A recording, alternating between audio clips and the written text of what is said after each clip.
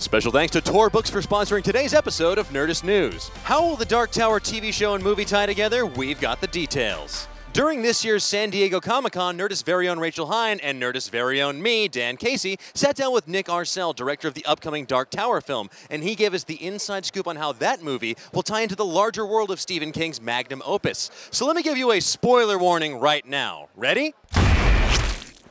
Okay, apparently the film will be actually more of a sequel to the books instead of a straight-up adaptation.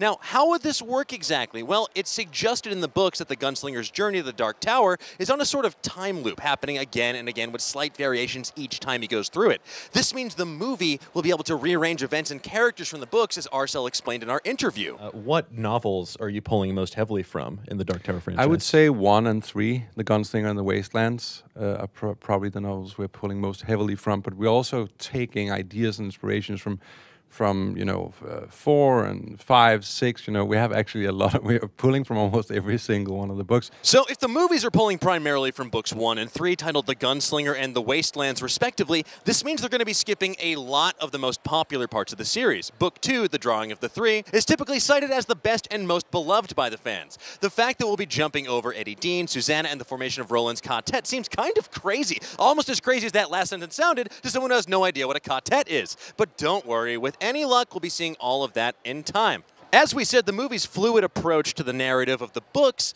means that characters can show up and events can happen out of sync with those original stories. Plus, Arcel is also developing a Gunslinger TV series that'll tie in directly to the movie and supposedly be way more faithful to the original text of the novels. This television series will adapt the younger life of Roland Deschain that is outlined in the 4th book in the Dark Tower series, Wizard and Glass. As to what that means for the TV show, Arcel gave us this insight. Well, I've actually been working on the TV series here, as a writer while we were sort of doing post-production on the film, and that stays sort of like a little bit more slavishly sort of like loyal to the story of the novels than we do, I think. But so it's exciting to sort of, with the TV show, be able to go back into Roland's past and see what shaped him as a character. Of course, what would a Stephen King adaptation be without some self-referential Easter eggs? Am I right? Stephen knows. Eagle-eyed viewers already spotted some in the trailer, including this obvious reference to Pennywise from It. And Nik Arcel has also said we're definitely going to be seeing lots of other goodies referencing the world of the Dark Tower and Stephen King's works at large. Well, there are some Easter eggs. I think some of them are even in the trailer. There's an Easter egg from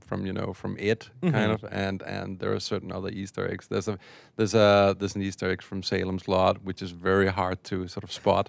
But there's some really cool stuff. There's even some lines here and there that sort of like can evoke some of the Stephen King's other novels. And since the physical Dark Tower is the nexus of all the myriad universes out there, the Dark Tower movie is the perfect place to incorporate said Easter eggs. And we definitely have some favorites we'd like to see. Quite frankly, if Andy Dufresne doesn't have at least one showdown with the Green Goblin truck from Maximum Overdrive, we are going to be majorly disappointed. But what do you think? Will a TV show and movie series be enough for you gunslinger-hungry maniacs out there? And what other trucks from Maximum Overdrive do you want to see appear? Let's discuss. And a special thanks to Tor Books for sponsoring today's Nerdist News. If you're looking for some new original reading material this summer, Tor Books features a fantastic selection. Find novels from emerging and established writers with no word limits or page limits. You can take your pick between downloadable ebooks and good old print. Follow @Tor Books for exciting sci-fi and fantasy novels.